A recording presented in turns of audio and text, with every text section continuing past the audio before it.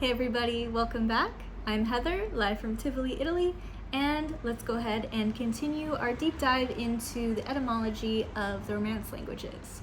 So in our last video, we looked at to have, one of the backbone verbs of the Romance languages, and so now we're going to tackle another essential, to go. This is one of those verbs that every beginner learns right away, but its history is anything but simple. Very interesting.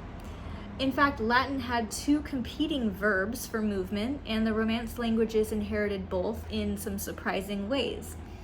So what is the history and the etymology of to go? In classical Latin, the main word for to go was ire.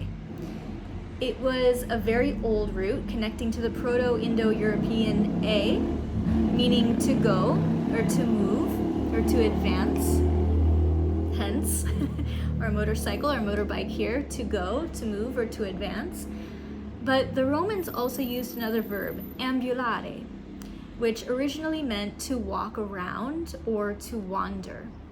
You can still see the idea of moving in a circle in the prefix amb, amb, meaning around. So over time, ire and ambulare competed, and depending on which Romance language you're studying, one of them won out more than the other. So how does that work into Italian, Spanish, and French? Well, here's how it played out. In Italian, ire evolved into andare, andare, though its forms are mixed with other roots. So for example, io vado a scuola, I go to school. Io vado a scuola. In Spanish, ire became ir, ir. So for example, yo voy a la escuela, yo voy a la escuela, I go to school. In French, ire evolved into aller, aller. The example is je vais à l'école, I go to school, je vais à l'école. So, but wait. Did you notice something?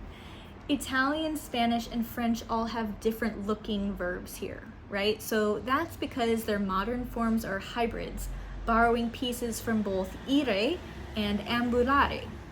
So we're dealing with two different verbs here. So for example, French aller comes directly from ambulare. You can hear it right there, ambulare, aller. Italian andare is also from ambulare.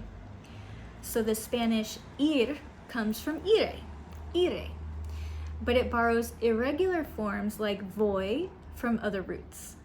So this single idea to go shows just how messy and fascinating language evolution can be.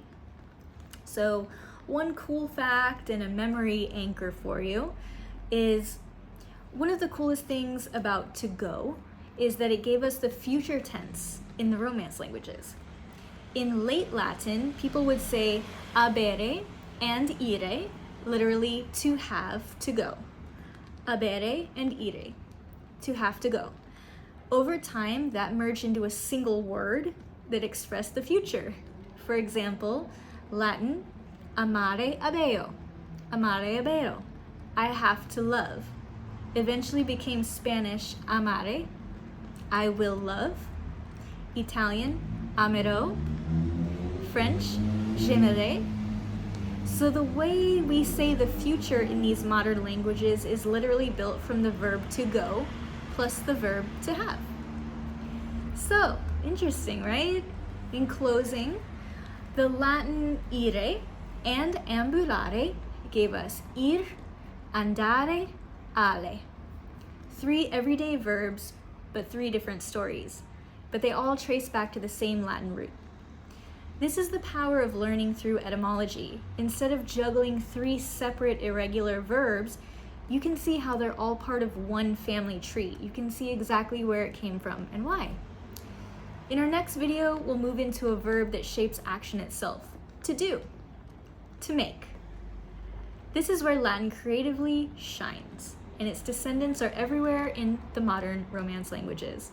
Thanks for joining me, and I'll see you in the next video. Ciao a tutti!